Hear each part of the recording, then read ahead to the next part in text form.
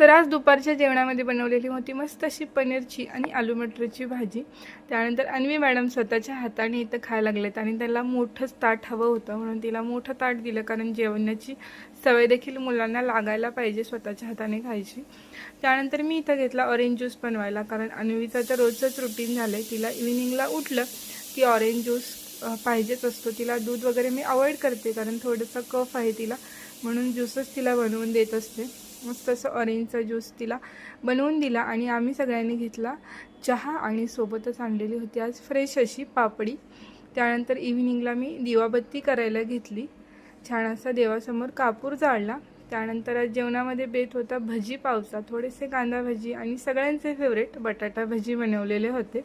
तर असा होता आपला आजचा छोटासा मिनी ब्लॉग। आवडला असेल तर नक्की सबस्क्राईब करा। चलो बाय।